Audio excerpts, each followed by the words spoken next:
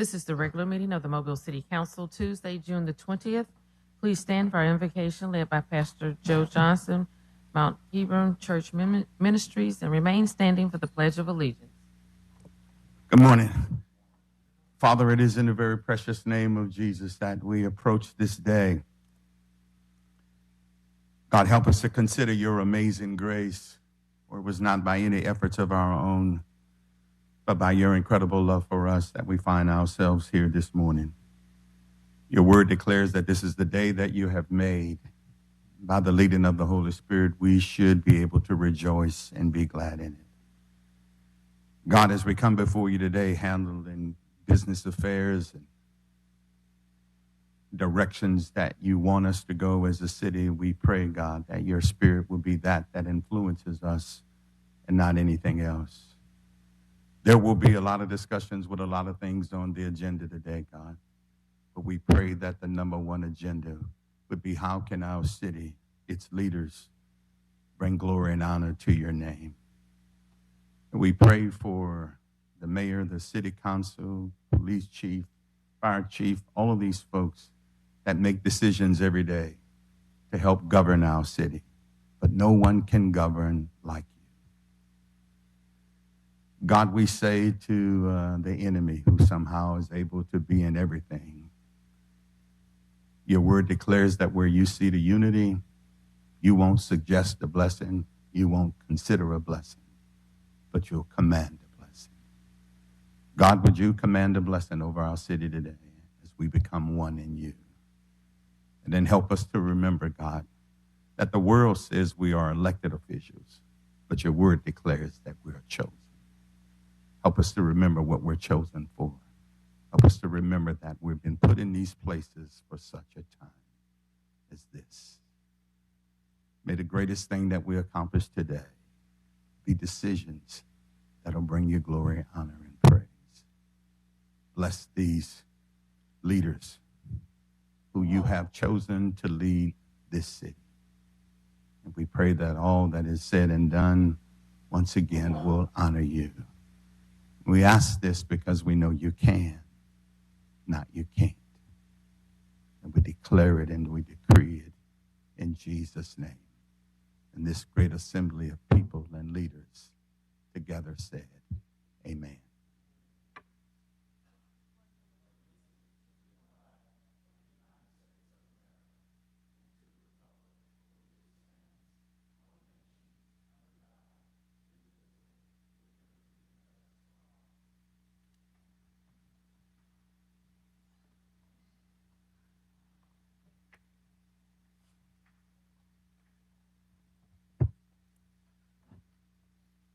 Roll call. President Small. Here. Vice President Gregory. Here. Councilmember Penn. Here. Councilmember Carroll. Councilmember Reynolds. Here. Councilmember Days. Statement of rules. And good morning, everyone. Good morning. It's good to see everybody this morning. Welcome to our meeting. At this meeting, we do have rules. At this time, I ask if anyone have a cell phone or any other type of electronic device, please at this time put it on the off or the vibrating position, the off or the vibrating position. Any person desiring to address the council must sign in indicating the resolution, the ordinance, or public hearing agenda item before entering the meeting. When addressing the council, the speaker must state his or her name and address. Any person desiring to speak to the council on a non-agenda item must contact the city clerk office no later than 2:00 p.m. the Thursday prior to the council meeting. The subject that he or she wishes to address to the council must be identified and pertain to the city of Mobile business. Any person who has not given proper notice to the city clerk office and wishes to speak on a non-agenda item would not be allowed to do so if not signed up appropriately. Each speaker is allowed 3 minutes to address the council. A bell will sound to indicate the end of 2 minutes. 1 minute remains for summarizing. The second bell states or indicates that your time has expired. When addressing the council, there is to be no personal address to any person or council member. All statements are to be made to the chair, who will recognize any council member who wishes to respond. To maintain decorum, there will be no undue applause and or public outcry allowed. Madam City Clerk. Approval of minutes of June 13th.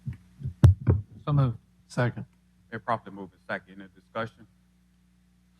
All in favor? Aye. All opposed? Communications from Mayor Stimpson. Good morning. I hope everyone enjoyed the long weekend. I have a couple of announcements this morning. The first has to do with the sale of tickets that are now officially being sold for the Africatown Heritage House opening. That opening is on July 8th.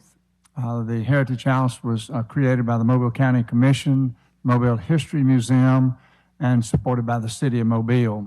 It'll tell the story of the last slave ship, Clotilda, and the founding of Africatown. You can find tickets on sale now at www.clotilda.com. We're anticipating a huge celebration for this grand opening. So we ask you that you go ahead and get your tickets today. I would like to thank all the county commissioners as well as the leadership of the History Museum for making this possible. One of our other museums is the Mobile Art Museum, and they have a series of new exhibits that will be forthcoming. It's called Decades Looking Back, Moving Forward. The first one has to do with, actually, this is the 60th anniversary of the opening of the Mobile Museum of Art. The first entry will focus on the years 1900 to 1919, and is highlighting the early modern art. Each exhibit of the three that will have over a period of time here will include classes and events by the time period. You can find out more information about these events by going to www.mobilemuseumofart.com. Last Friday, I had the opportunity to participate in the graduation ceremony of the 71st graduating class for MPD. It's the latest group of officers to complete MPD's rigorous 20-week training program. I'd like to say that these new officers are joining the best of the best. I want to congratulate all of them and thank them for their willingness to serve. Of those that graduated, I found it very interesting that we had one that was 58 years old and one that was 38 years old. So it's never too late to maybe consider a change of careers. And Mobile Police Department would be a great place to do it because there are all kinds of skill sets that are required and all kinds of job opportunities with MPD. So for those who maybe are thinking of career change, you can learn more at www.mobilepd.org.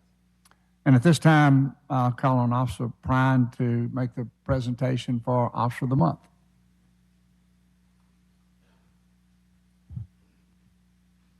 City Council, Mayor, staff, thank you for the opportunity to come today. Today, I present to you Officer Alan Stewart. He's a member of the police department for a little over 4 years. He's assigned to the South Side Precinct 1.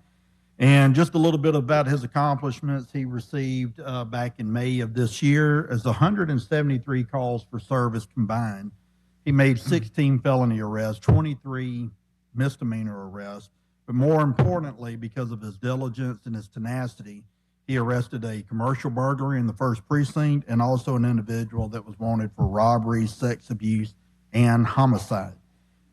This is just part of the dedication and diligence that this officer presents. He's the epitome of the officers that we want at the Mobile Police Department. He has done a fantastic job, so much that as a part of the 1st Precinct, they're now trending about 35% down today compared to this time last year. So with that said, great job, Officer Stewart.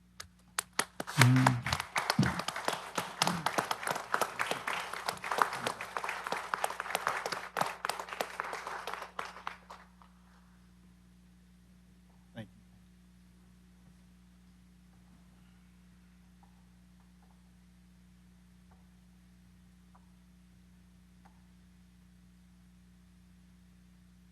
you. At this time, I apologize. This time, calling the Chief to introduce Firefighter of the Month.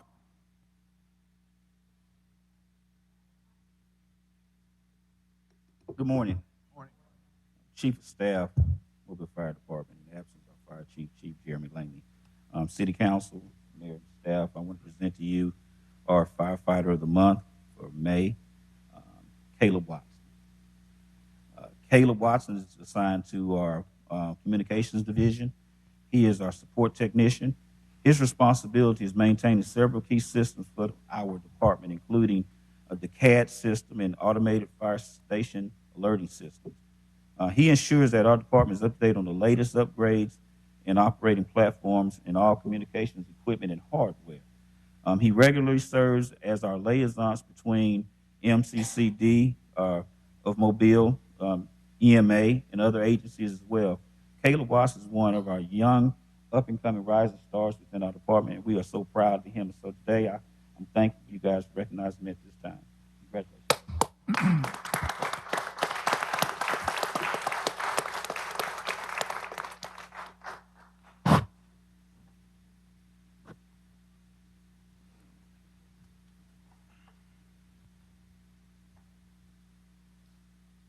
That's it. Thank you very much. Adoption of the agenda. Second. Been properly moved and second. Any discussion? All in favor? Aye. All opposed? Agenda is adopted. Appeals, we have requests for a waiver of the noise ordinance on July the 4th on Spring Hill Avenue and June 24th on Elmo Avenue. So move. Second. Been properly moved and second. Any discussion? All in favor? Aye. All opposed? Item passed. Presentation of petitions and other communications to the council. Michael Pierce.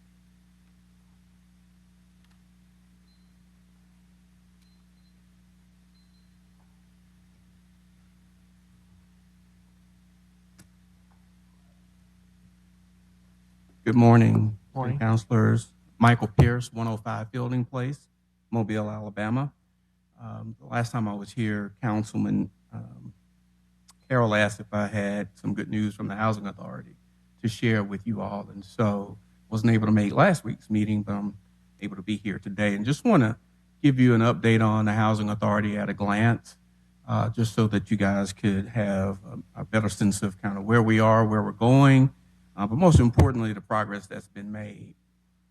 With the team that we've been able to assemble over the last couple of years, we made tremendous progress. As you know, you received via email notification that one of the two regulatory agreements the agency was under has been satisfied. That would be the voluntary compliance agreement that had to do with ADA accessibility challenges that the agency had over time. We've been able to correct those and actually have an abundance of units that are available now. And so we received a clearance letter from FHEO back in March of this year. As it relates to the recovery agreement, it's a very voluminous agreement. We're about 80% complete with that. And it's our best guess, both mine as well as the HUD field office, that within the next 12 to 16 months, the agency will have completed the agreement as well, which is huge for our agency. We'll get off the troubled list. At that point, I would suspect that we'll likely be either considered high performing and or standard, more likely standard at that particular point in time. But it does show tremendous progress from whence we've come. Upon my arrival, we were originally leasing our units up about 57%. We are presently, according to HUD's figures, 97% leased. That does not factor in, obviously, the vacant units that are slated for demolition. But our team has really done an excellent job of marketing and promoting and getting our units ready for occupancy. So we're in good hands there. Just quickly, I want to share some information with you about our HCV program. We have 215 landlord units, 2,115 units in the program. We're currently housing 10,531 individuals. That's head of household as well as dependents. The average income for our HCV clients are about $13,300, whereas the average income for those living in public housing, interestingly, is slightly higher at $14,310. We've been able to assist 40 families in our program to become homeowners. With the addition of your program now, as a result of your home program, we'll be able to assist more public housing residents to become homeowners. The wait lists are substantial. 2,669 individuals on the public housing side and roughly 1,100 on the HCV side. So we are very pleased to share that information with you, and I'll be happy to entertain any questions. Any questions or comments from the council? Yes. Mr. Days? Thank you, Mr. Pierce, for coming down and giving this information to us today. Just a couple of make sure I understand. So Certainly. So you have two kind of housing options, I guess is the best way to put it. What I would call Section 8. Correct. You want me to wait?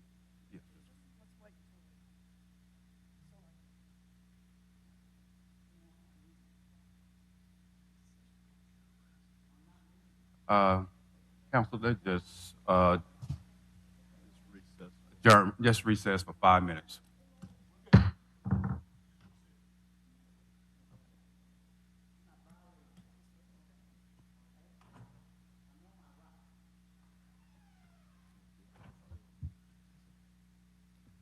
Two types of housing. Hold on, Mr. Days.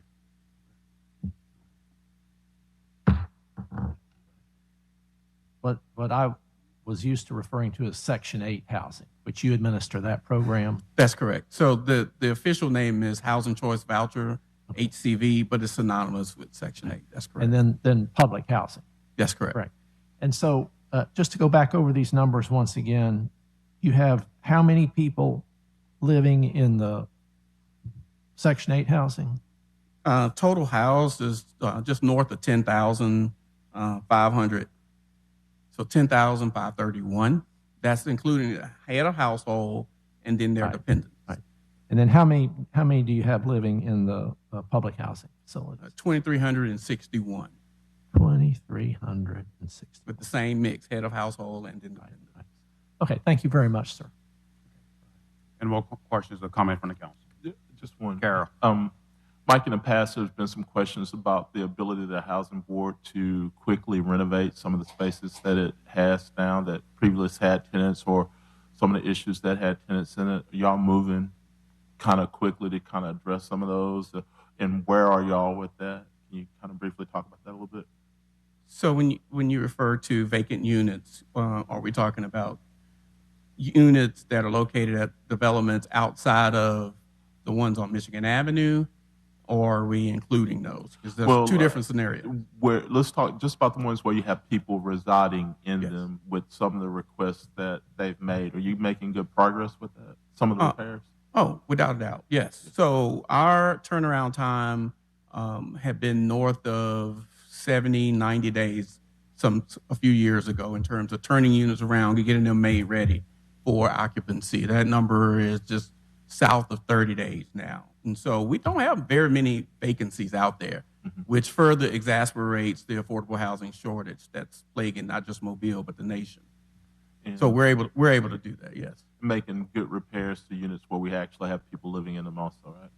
Yes, all of our units that are repaired have to pass certain inspections. And so we've been able to do that. Our REACT scores that we shared with the council a few months ago verify that. HUD came out, have an independent person that comes out and inspects those units. They don't inspect them all. They inspect a sample of them, and then they give us a grade. So, yes. Do you have any idea of how many units you have left to do? Or if there are any repairs? Talking about how many units that you have left to repair that are occupied. Yeah. So the units that are currently occupied are not the ones that's being rehabbed. The units that have been vacated that we're now moving folks into, those are the ones that are being rehabbed. And so, but if there are issues or challenges, if what I think I hear you saying, someone saying, I'm in a unit and I have issues, I have problems. Yes, we are addressing those and we are taking care of those. That's I want to hear. Mr. President, Mr. Reynolds? Mr. Pierce, thank you for coming down today. I appreciate the update. Of the Section 8 vouchers, which you said there's 10,531 total of those, and then the public housing, which there's 2,361, which makes up about 13,000 people approximately that are housed by the Mobile Housing Board. That's Do I have that correct? Okay. Yes. I'm curious to know how do we match up with other large cities in the state as far as the number of folks that are housed by their Respective affiliated housing authorities. That's right. We're one of the largest housing authorities in the state, so it's primarily just us in Birmingham. Okay. Do you have any idea about what Birmingham's at as far as number of folks housed? I do not. You do not. Okay. Anything I share with you at this juncture would just be a guess. Not on Yeah. Well, I'm interested to know those numbers to see how we compare amongst the other large cities in the state. If you could send that Certainly. over, I'd be greatly appreciative. Thank you. Yeah, What I'd like to do is probably just give you the top 5. Yeah, that would be So great. that way you, okay, Just give it to all of us. absolutely. Mr. President, Mr. Penn. thank you, Mr. Pierce, for coming down. One of the questions that I have is, I know we serve about 13,000 people. Is it a max amount that we can get to, like I guess a capacity amount of serving amount as a housing authority? Is it a waiting list, a large waiting list? Yes, there's a large waiting list. Obviously, there aren't enough resources to house everyone that's seeking housing. And so we do have our limits. Our challenge for the housing authority at present is with the demolition of the properties that are on Michigan Avenue, you're taking out roughly 1,368 units that used to be housing that will no longer be housing. We're replacing those, however, with the HCV or Section 8 vouchers. But the model that HUD is utilizing has shifted and has changed in terms of HUD really wants housing authorities that particularly have older developments like we do that finally reach obsolescence to demolish those and then partner with private sector developers to provide these vouchers that give the individuals the ability to move in various parts of the community. One of the things that I think sometimes gets lost in our conversation, and we probably need to even do a better job of explaining this, is that HUD wants to de-densify the amount of poverty that's found in these low-income housing census tracts. And they want to give people an opportunity or choice to choose where they live so that they might be able to get their kids in better schools, there might be better job opportunities in various districts, et cetera. And so that's part of what this involves. But ultimately, Congress simply doesn't give them the amount of resources that it will take to maintain what we even presently have, let alone build some new in going forward. But that's where the public-private partnership comes into play. And currently, do you, and I don't know if you have the numbers, do you know what would be the waiting list for? Oh, yes, I can tell you exactly. Okay. So in terms of the public housing side, there are 2,669 applicants awaiting housing. They're on the wait list. On the HCV Section 8 side of the house, 1,107 applicants that are waiting to be housed. Thank you. In light of what you just said, though, if HUD wants to get out of the deconcentration of poverty in certain areas, at one point HUD had a one-for-one obligation for the units that it's taken down. Seems like this current plan does not help them to obtain the one-for-one requirement in housing, which puts us at a disadvantage in our city for the areas and districts that these people are normally living in, or the people that had ownership into these units. So how do we recover that, and how do we fix that, or is there a plan in place to replace that? Right. So the one-for-one requirement that you mentioned was previously in play as relates to the repositioning and moving our portfolio to RAD, and then working with private developers and our nonprofit developers who will bring in multifamily housing that will accept the vouchers that we provide to our clients. That's how they plan on replacing the housing. However, the thing that I think that perhaps you're not considering is they want to de-densify the number of folks living in poverty, and they want to give them an opportunity to move. That's part of the whole Fair Housing Act. And so you can't just say because you are once lived in public housing, you're only relegated to living in these certain census tracts. HUD is removing that and giving the client the option. They don't have to move. They can find housing there. But if they want to move, they can. So It's kind of a double-edged sword if you really look when you really look at it, as it relates to what happens in the communities that they are presently living in, our clients, but also for those who are looking for a different opportunity, it gives them that right to do so. Well, it's unfortunate. Sometimes in our community, we have neighborhoods that don't want to see that type of housing, no matter how pleasant and nicely built it is. I was in a meeting in this city not too long ago where I want to say either 3 or 5 900 square foot houses were proposed in a certain district where they were simply told that we don't want it here because it's going to devalue our property values. So we basically, or the community at that time basically said, we don't want it. So we, I guess, would need some type of resourceful help from HUD if there were some, because they're the ones mandating the demolition of the properties for a new development as opposed to just looking for outside money. And is there a way to, I guess, get that type of money or have HUD supply us with those types of resources? That's a complicated question. However, what I will say to you is this.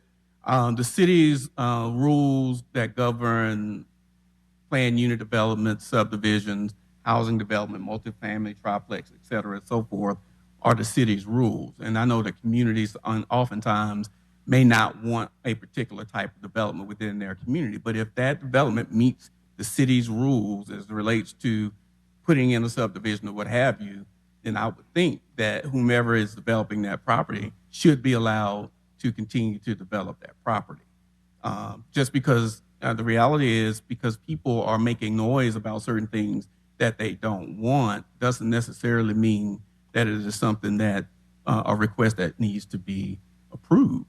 The reality is people should be able to live where they want and where they can afford to live, period.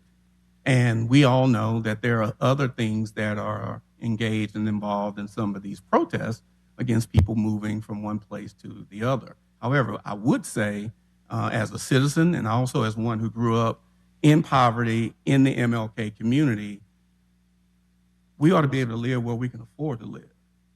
And no one should have the ability to tell us that we cannot.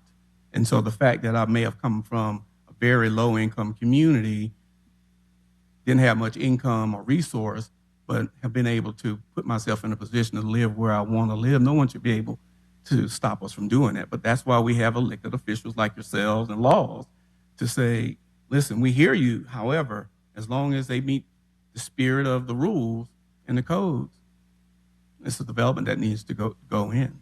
Change is difficult for all of us. I recognize that. But all change is not bad. Anyone else? Thank you, Mr. Pierce. Thank you. Madam Clerk. Dan French.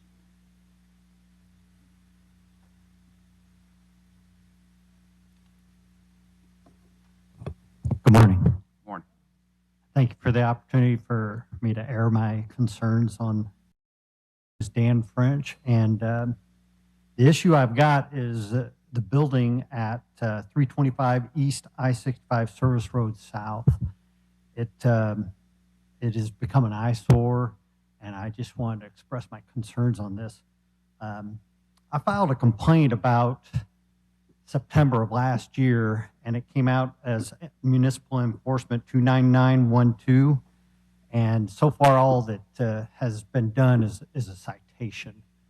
And we feel that this building deserves more than just a citation. I've got some pictures here. It shows that it's basically 3 points, that it's basically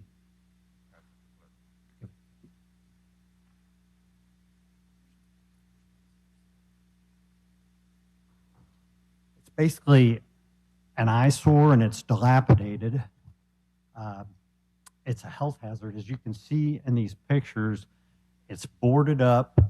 It's just got holes in it, and it becomes too a health hazard because anything can crawl in this thing, fly in it, anything can get into it. So to me, it's a big concern.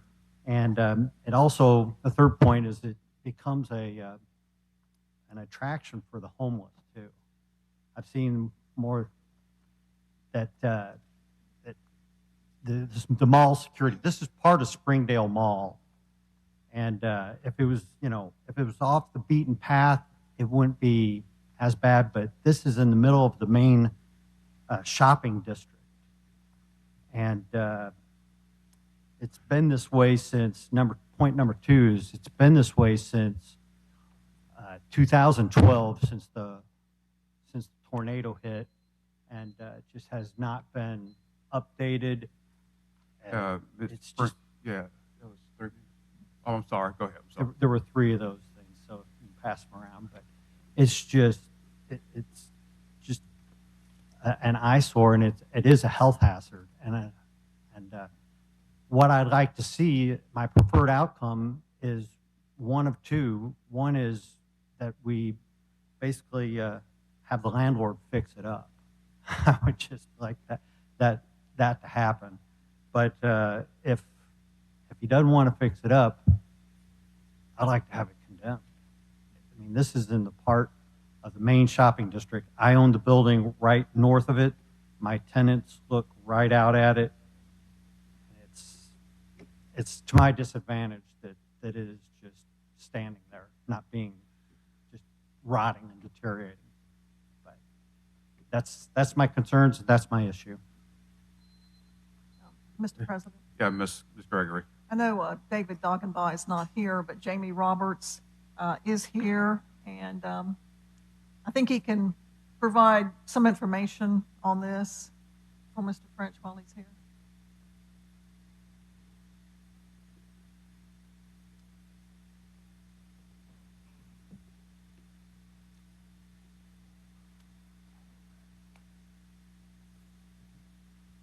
Yeah, so as he referenced, has been cited for code violations through municipal enforcement. Due process requirements, we have to notice the owner. The owner has to have a reasonable amount of time to repair the building. If he doesn't repair the building, he's out of town, out of Florida. It'll likely come back to you guys to secure, as a vote for securing the property, just to get it shored up. So it's not secure now? It's open to the public right now. Yeah. Some of those pictures had some boards and then plywood here and there. It's currently open to the public. How long do you think this will take?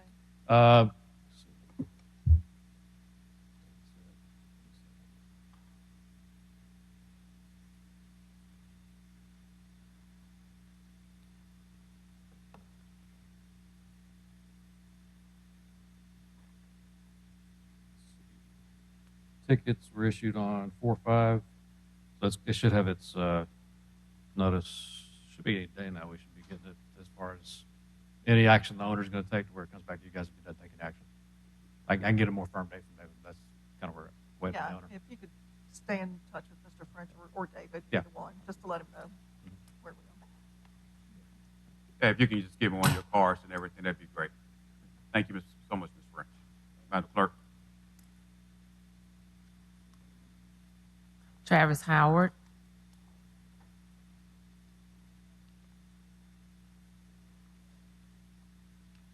Deborah Cooper.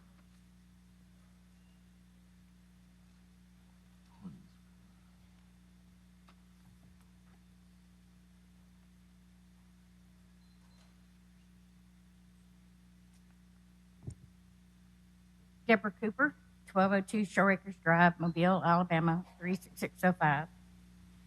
2 years ago today, Animal Control and the MPD came out on a call about a dog hanging on the wrong side of a fence with its paws on the ground, but unable to sit down due to the improper tether around her neck.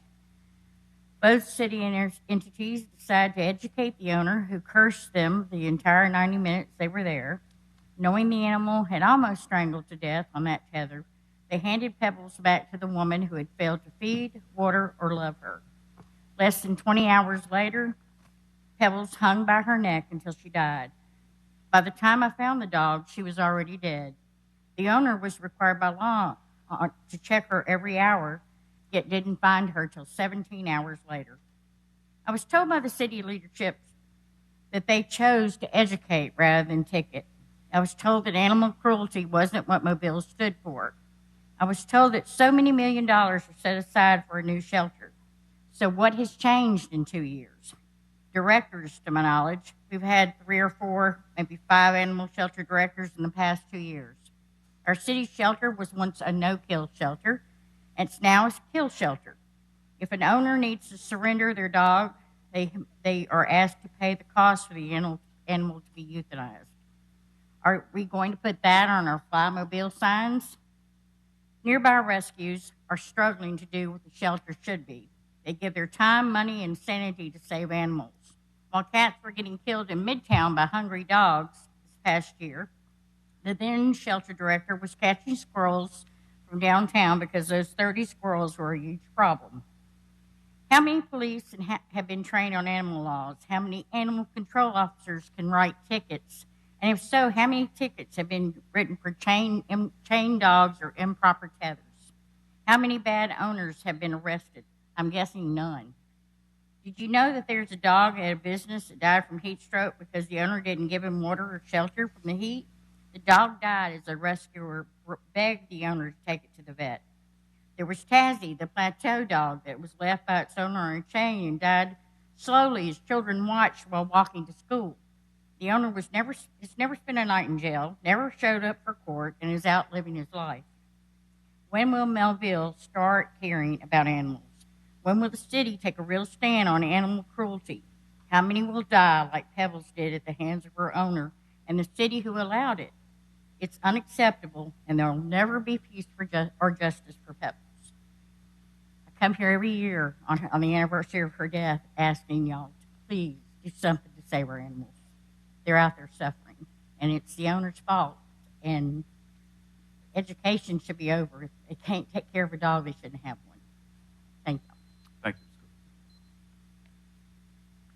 Thomas Mitchell. And Jurgens Pond.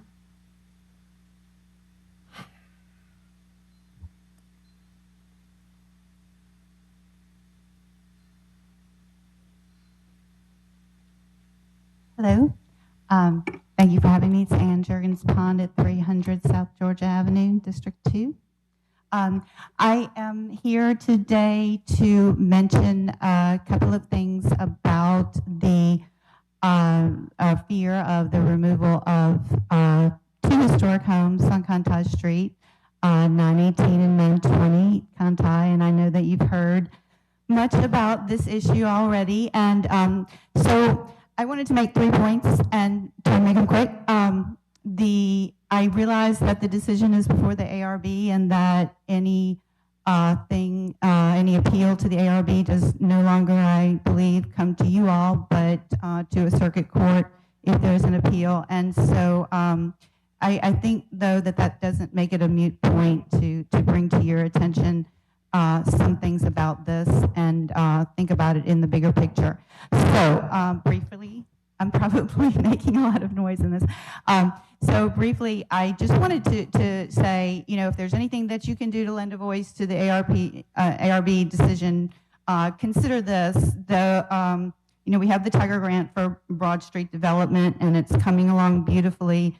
But, the vision was to have more of a kind of a park-like setting, walkable, bikeable, all that. But what we have there right now are parking lots and a couple of fast foods. I was kind of always hoping to see sidewalk cafes and things like that, and the things that we envisioned.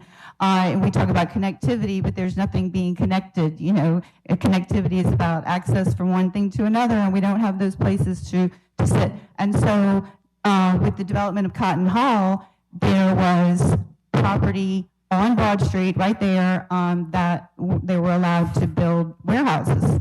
And that's, defeats the goal, I think, of the Tiger Grant. And then now these Contai Street houses are yet a further extension of that same entity's property. And that block of Contai is also just mainly parking lots, except for this small strip that still maintains the historic integrity of that neighborhood right off Broad Street. And if you take away those 2 houses, the whole block is really totally different. It destroys the integrity of that area. So I think we're defeating the purposes of the grant if we allow things like this to happen. And so in the bigger picture, I always run out of time. But in the bigger picture, this is the precedent, and we need to support the work of the Mobile Historic Development Commission because their work is important, it is vital, and I know it is very often not fully understood. So I'm just asking that in the next budget cycle, take some time to really assess the appointments to the commission, the work that they do, and allow funding for all of our cultural organizations based on their performance, based on their effectiveness. Thank you. Thank you so much, Ms. Pond. Bethany Kraft.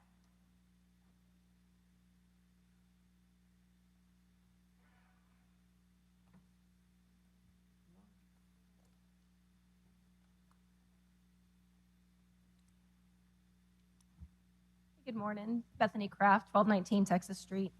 First, I want to thank the city for your investment in the Texas Street project. I've been a resident of the street since 2002. This project's been a long time coming, and we're all so grateful to have the drainage improvements for not just Texas Street, but the entire neighborhood. At the same time, public safety must also be improved on Texas Street by installing effective speed control. Public engagement and community input on this project have been lacking and need to be remedied. I'm disappointed in the lack of responsiveness to the concerns of myself and over 100 residents who sent a petition to the city about our concerns regarding the inadequate plans for speed control, to which we've received no official response. I'm here today to ask you to address our concerns. I've had a number of people, including professional engineers, review the current plans, and the consensus is that your current plan for a minimal number of chicanes, which when installed, will still leave two 10-foot wide lanes for travel, which incidentally is wide enough for two vehicles to pass each other at full speed, will not be effective. This proposed plan does not even replace the 3 devices that existed prior to the street demolition, which were placed on the street as a result of a neighborhood petition in the early 2000s. The city acknowledged back then how dangerous the high speeds that people traveled on Texas Street were and acted accordingly to place speed bumps, a bulb out with a center median, and a traffic circle. That's just in a 3-block radius. For the city to come in 20 years later and indicate that even the pre-existing traffic calming devices are no longer needed is strange to me, because while these improvements did slow general traffic, and despite the poor state of the road in recent years, we've regularly observed dangerous excessive speeds of cars rushing through. The speed limit is 25, but 60 miles an hour is not impossible in the better sections of the street for determined drivers. I've made numerous communications to the city since January 2023, which I'm including in a packet for you today. I did receive an acknowledgement from the city engineer that if the devices are not effective, then the city will adjust accordingly. I know from experience just how hard it is to find money to fix things and make them right after a project is completed and the money is spent. So I'm asking you to consider whether your current plans will be effective and heed the concerns of over 100 people who have daily experience on the realities of this road. When I've asked your project staff to determine how this plan was decided on and how they determined that a few chicanes would be constructed in such a way that a driver will not even need to turn their wheel to get around them was going to be effective, I've received no response. If you think your proposed solution is effective, you need to be able to provide evidence as to why that is. I've provided ample information in the letters I submitted that indicates why your proposed plans will not be effective, and you've not been able to rebut those points. When construction is completed, Texas Street will be a smooth, straight road, and the speeding is likely to not only continue, but to severely worsen, as there will be no sinkholes to impede progress. So it's imperative for traffic calming devices to be selected properly and in the configuration to make the improvements for the safety of everyone living on and using Texas Street. Thank you. Thank you. Mr. Carroll? I received, I guess, numerous emails where I forwarded them on to the city engineer. Guys, I started roller skating up and down Texas Street in 1978. So I've been in this neighborhood probably 50 plus years. There's been times when the street was great. There's been times when, over the last 20 years, when the streets were pretty bad. My first term, I can't even remember the year, but my first term is when we put the first speed bumps on Texas Street, but realized that the center of the street was a major problem because the utilities ran down the center of the street, which were causing the cave-ins. Most people don't know this, but the higher end of Texas Street where you live is actually about 4 foot narrower than the rest of Texas Street. So when the lanes go in place, the lanes will actually be smaller than standard lanes, which restrict traffic more than they allow traffic to move. There are a set of drawings that are in place which show every location and stop sign. I made those available to the public. They were in my newsletter and went out to everyone. I have the utmost faith in our city engineering department when it comes to traffic calming in the process of making sure that the streets and residential neighborhoods are going to be okay. Therefore, if they tell me that the original plan isn't working and we'll have to go back to or do something different to help slow the traffic down, then I'm sure that they will.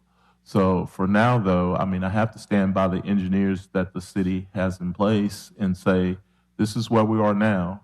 And if things don't get better, then we can continue to do things to help it get better than what it is. And I deeply appreciate your support for Texas Street and know that you have an intimate familiarity with that neighborhood. I will thank you and the city for providing copies of those drawings, of which I've reviewed thoroughly and have had several engineers review as well, as I said, including civil engineers who practice traffic engineering and design. And what they have indicated is that the narrowing of the streets that you described, even with the chicanes, there will be two 10-foot wide lanes, which a standard car is 4 to 6 foot wide. That means that without deflecting or turning the wheel, that's what the drawings say. Yeah, but we're not in a debate. Okay, well, I'm just responding to your question. The chair would normally kind of prevent that, but this time he didn't. But, I'm an engineering grad myself, civil at that. Every engineer has his own interpretation into what he or she thinks may be the best result. And we all different in our opinions. So for one opinion, there could be 10 others. But let's let the process work. And I'm pretty sure that in the end, we'll have the street that we need to have. But for now, let's work the process and have some faith in it. Sir, I am working the process. That's why I'm here today. Thank you so much. Thank you. Madam Clerk. James Jackson, Jr., regarding 01670.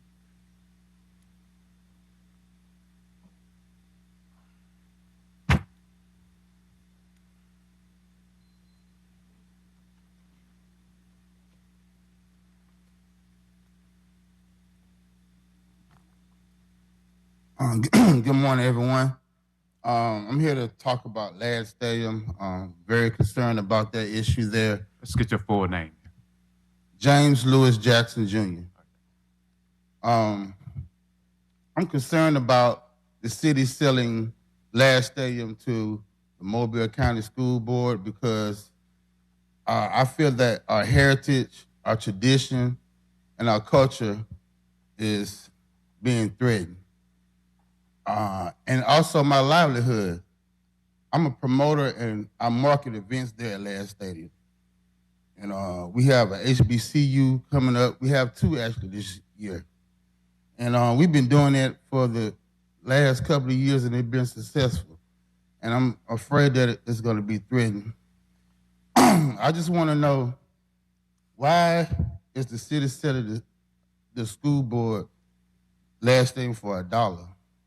I just feel there's some kind of political sneaky link stuff going on. I don't know. I haven't researched it, but it don't sit right with me.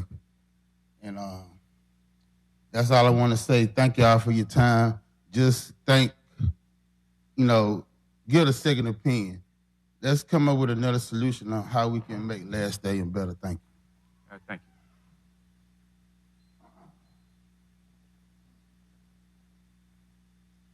Timothy Hollis regarding 88029, 01670, 21702.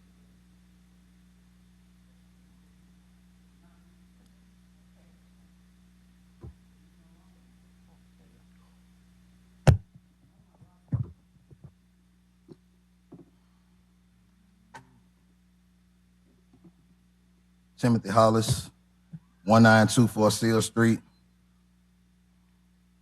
What happens to a dream deferred? Does it dry up like a raisin in the sun or fester like a sore and then run? Langston Hughes. Last week when I spoke to you all, you could have simply responded to my question about the intergovernmental agreement. When you leave us caring and concerned citizens unanswered, it makes us feel like a motherless child. Who is Hagerman, and why are they receiving 5% of this deal? Why is the city using a private realty company to conduct this piece of business? Why are we not using the real estate department just as we intend to on this very same day, on this very same agenda item 40-688? Is the stadium no longer needed by the city? Can any one of you affirm? The agreement contains verbiage reflecting that the city has business that still intends for the conducting going forward. To me, it looks still needed. Therefore, you can't sell this property. It was clear a number of years ago of the community's love for this venue when the community met with whom you call a mayor. Has that changed? Hence the reason the council at the time would not abandon LAD. And another reason the walking trail was built.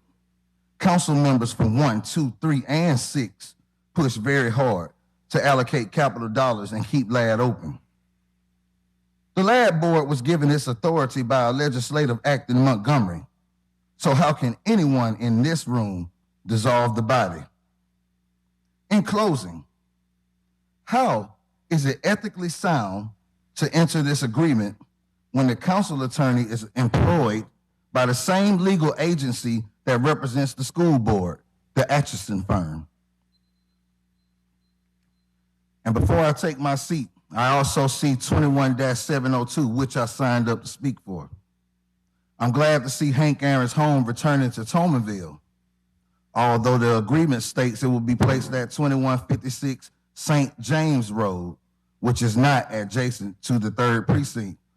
So just to show you, you guys slip up a lot.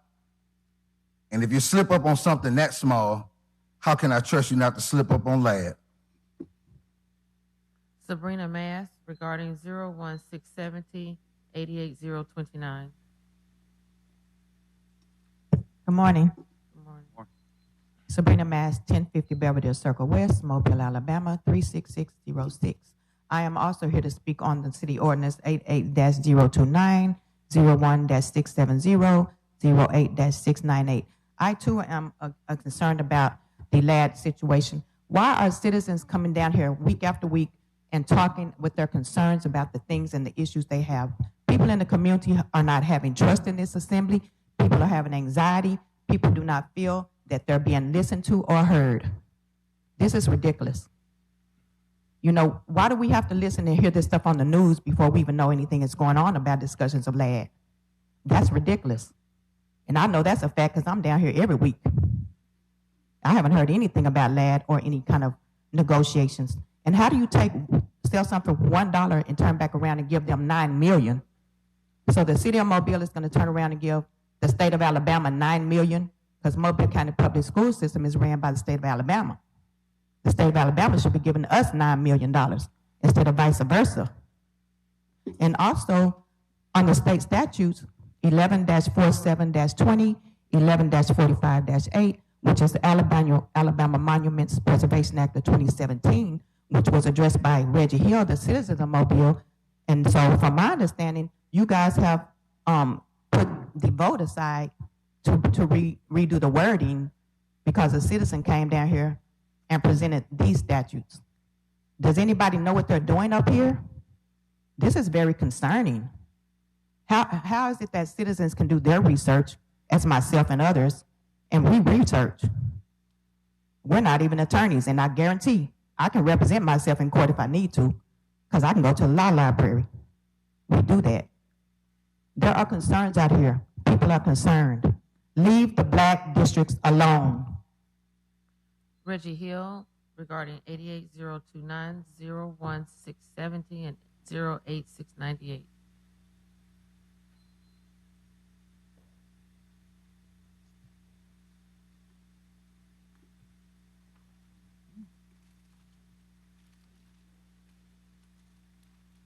Thank you, Madam City Clerk, citizens and stakeholders of Mobile.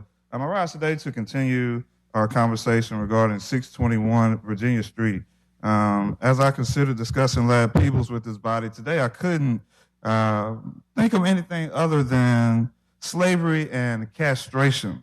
While the shackles have been removed physically, we still find that chains have been placed on the minds of our people, thus allowing such sponsorship of agenda items 0829, 01670, and 08698. Also, while the castration of individuals is no longer a physical demonstration, we see week after week on this agenda the extreme approach of landmark control of our most underserved and high poverty communities, thus cutting off all the major infrastructure that has protected a certain quality of life for a certain demographic of people for quite some time. What surprised me most about this matter, however, was the finessing of value and worth with the taxpayers' money. How is it that because of a reported administration's inability to handle its own liability, not only is the burden to bear recklessly thrown on the MCPSS superintendent, the city has the nerve to tell us the property is valued at $1, but in 2 weeks, just 2 weeks, we've already invested more than $1 million in the same venue with intentions of spending, say, $10 million in the same year. Interesting, WKRG News reported that in 12 years, we've only spent $4.2 million at the same place. Now, with $10 million available, why haven't we used the city seal via letterhead to secure a viable partner to sustain Lad Peebles in the manner it should be preserved? Much like Azalea City Golf Course, why isn't Lad Peebles a part of the City of Mobile's Park and Recreation Department with board representation from all 7 districts? Regardless of your stance, whether you are for preservation or for this thing to dissolve, the audacity for our reported leaders to conduct city business in this manner is embarrassing and sets a destructive precedent, which is proved will take generations to recover from. Basically insisting that the people sitting at these tables can do whatever they want, whenever they want, with our money.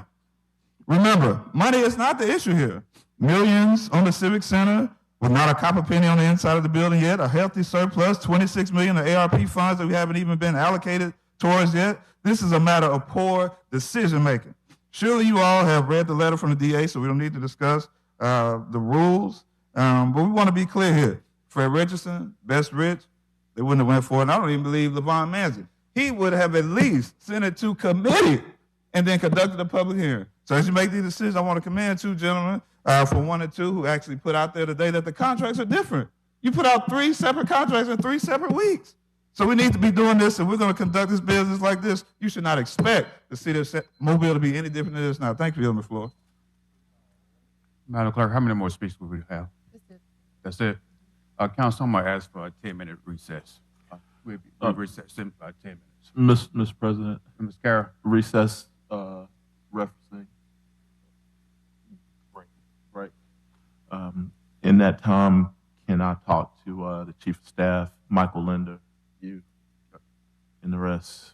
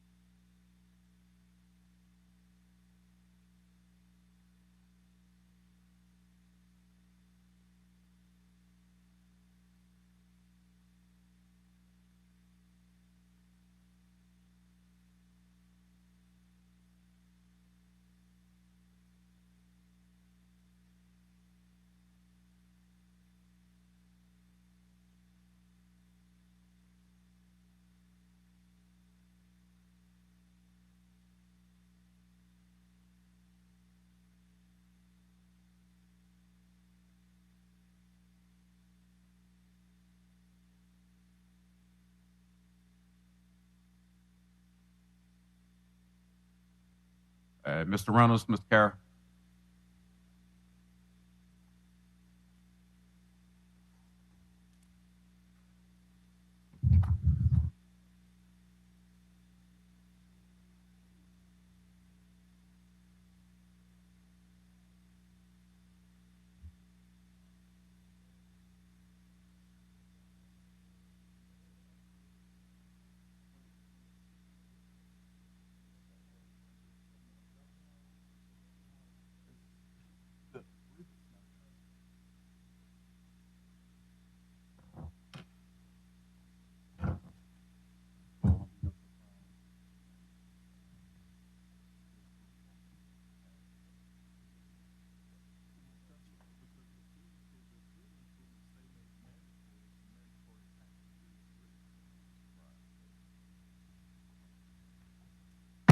Madam Clerk.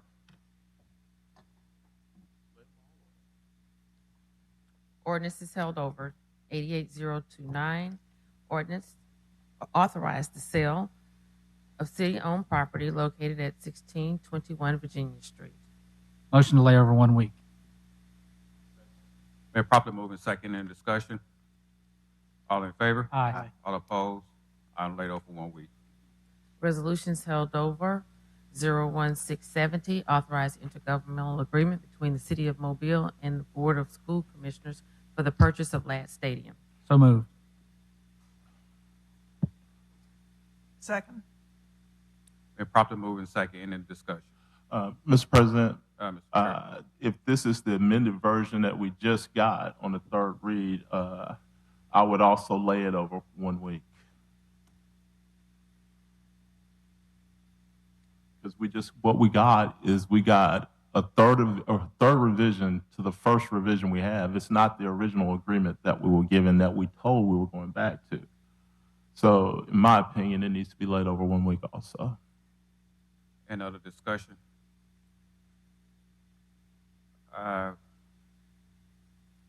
We're voting what? We're voting on. The intergovernmental agreement. I understand that. But not any of these red lines, the original one. That's what we're voting on, right? Correct. Yes. Is that correct? Is that correct? Yes. That's what our attorney said. There's been no amendment, so we're voting on what was originally submitted. All right. Well, if we're voting what was originally submitted, I'll be okay with it. But I still need to be assured that we have a true communication from the school board, its working committee, and everyone else as we move forward. Any other discussion? Yes, sir, Mr. President. Mr. Reynolds. I think it's important now we get something passed today, and I appreciate my colleagues going along with it, it sounds like. Just to provoke some discussion and conversation, hopefully we can get something before the school board and we can really figure out where this thing's going to land. So hopefully we'll vote in favor of this today. Any other discussion? Any other discussion? All in favor? Aye. All opposed? Item passed. 08671, approved purchase orders for fuel for various city departments. 08672, approved purchase order to SHI International for iPad tablets. 08673, approved purchase order to send some equipment for sewer camera van for Public Services Department. 08674, approved purchase order to truck equipment sales for crew cab truck chassis. 08675, approved purchase order to TRP Construction for road striping materials and services. 08676, approved purchase order to TSA for Elite Book laptop computers. 08677, approved purchase order emergency equipment for emergency equipment professional for 2 Pierce Saber pumper fire trucks. 08678, approved purchase order to Seeds for Change Consulting for consulting services. 08679, approved purchase order to 10X Software Solutions for election software services. 08680, approved purchase order to ImageTrend for annual renewal of ImageTrend patient care software. 08681, approved purchase order to Massimo Americas for 3-year extended warranty for proposed exometers. 08682, approved purchase order to Snap-on Industrial for Snap-on mechanic tool set for mechanical garage, municipal garage. 21685, authorized contract with Guardian Integrators for security access control system upgrades at the cruise terminal. 21686, authorized contract with John G. Walton Construction for 2022 Pago resurfacing. 21687, authorized contract for Carlos Murphy Glover and Associates for walkway and piers at McNally Park. 40688, authorized the sale of city-owned property located at 10 North Water Street.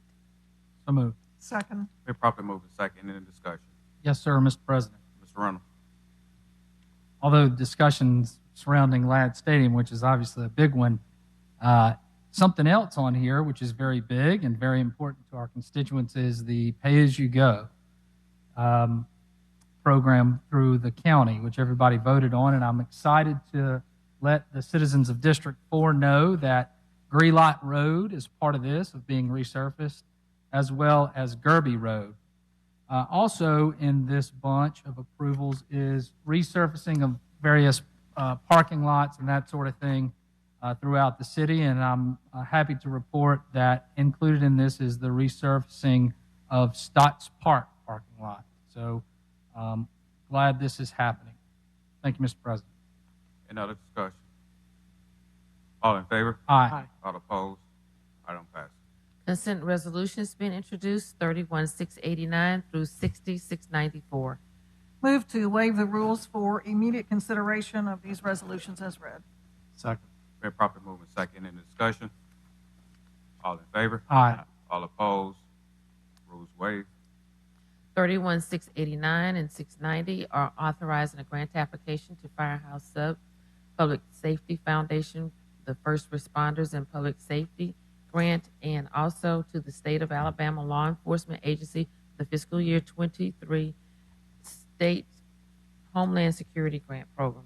60, 691, and 692 approve and award a special bonus to the Officer of the Month and the Firefighter of the Month.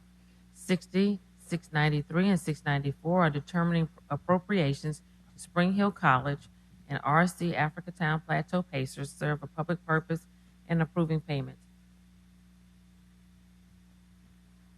So moved. Second. Been properly moved and second. Any discussion?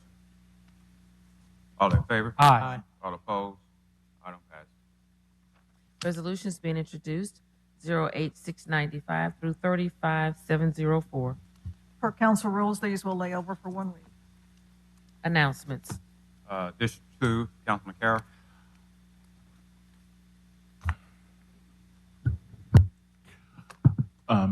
Just say this publicly.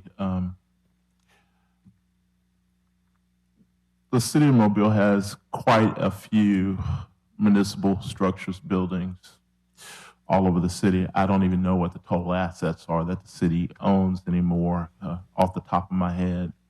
But just comparison on choices here. We have the Civic Center, which has operated with a $2.5 million deficit per year for a decade or longer, where we're going to spend a couple of $100 million or better for renovations on it to improve it, to enhance our quality of life, to make this city better. A choice to choose a building that we or some would like to see renovated and become even more vibrant than what it is. Building's been around quite some time. I don't even remember the date that it was built, maybe the late 60s. So we're talking about a building that's maybe 55, 60 years old, maybe 15 years younger than Ladd Stadium. But we have Ladd Stadium, a stadium that's been around 75 years, that has operated with somewhat of a break even for the last decade. When you look at the financial statements that were given, close to even after the city cut its performance contract in half from $500,000 to $250,000 when South Alabama started to play out there. But it only needed $40 million in renovations. A choice. So we've chosen to spend more than $200 million on one building that was costing the city $2.5 million and chose not to do anything for a facility where it was either breaking even or had less of a loss. That math doesn't add up to me when they're both city facilities and they're both needed for the municipal purposes. Some may think that LAD is no longer needed, but LAD brings a $10 million economic impact to the city in one bowl game per year. Now we have a second with the opportunity for another economic impact that will probably get larger as time goes, and also a third game there with other activities that are going to happen. You know, I think that LAD is and still viable.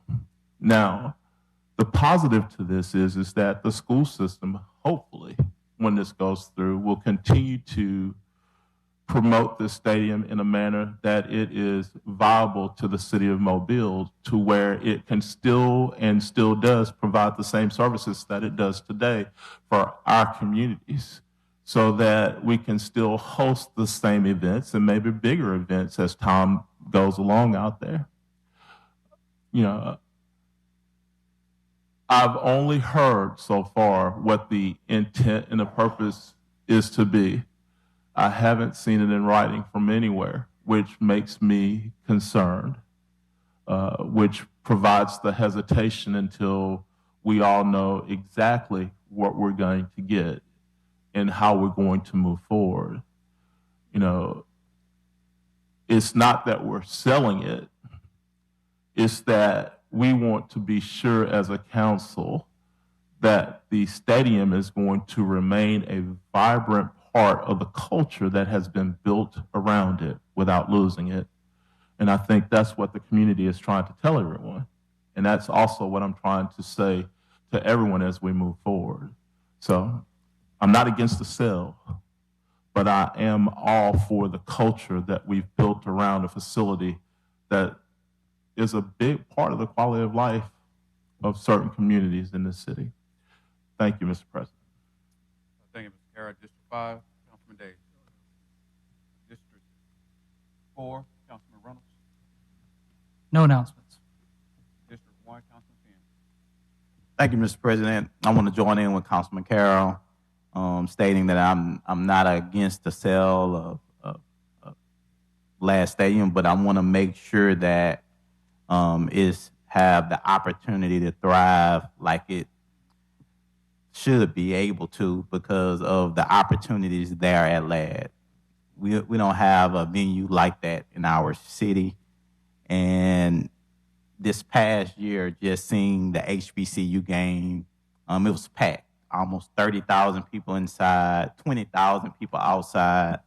The economic impact to our city was just amazing. And now having the opportunity to have a second game and even third game, it could be definitely an amazing opportunity with the partnership with the school system. It's done properly with the amount of money that they're able to put into the stadium. And I think it's vital that we do it right. And so I believe that we have an opportunity to work together as a city and as well as a school system to show that we can do it right. And so hopefully we will be able to accomplish that task. Thank you, Mr. President. Thank you, Mr. Penn. District 7, Vice President Gregory. Thank you, Mr. President. Just want to remind everyone that the distinguished young women are in town this week. They arrived last Wednesday and will be here through Saturday evening. The finals are on Saturday at the Civic Center. Tickets are still available. This is the 66th annual national program that has remained in Mobile since the inception. So everyone please go out and support this program that is in Mobile. There will be many family members who will be here in town supporting their young women who will be competing in this scholarship program. So again, that's Saturday evening at 7 o'clock at the Civic Center. Also, just want to share this. I've received some emails with concerns about children who are riding bicycles and motorized scooters and that kind of thing all around neighborhoods. They apparently are not obeying all of our traffic laws. Some of them even are riding through people's yards. So the police department has put out a Facebook post with some information for parents, encouraging them to remind their youngsters that they are to obey all of the traffic laws that everybody else does, and that includes stop signs, traffic lights, ride on the right side of the road, that kind of thing. So please do encourage all of your youngsters to obey these laws because it is for their safety. Again, it's on the police department's Facebook page, and I have put it in my newsletter as well. If anybody has any questions, I'm sure the police department would be more than happy to share information with you with that. And also, Mr. Reynolds mentioned some facility parking. Hillsdale Recreation Center is included in that, so we will have that parking lot resurfaced. Thank you, Mr. President. Thank you, Vice President Gregory, and to the citizens of District 3. Next week, I will be announcing our annual back-to-school rally event, the date and the time. I will be announcing that on next week. Is anything from the administration?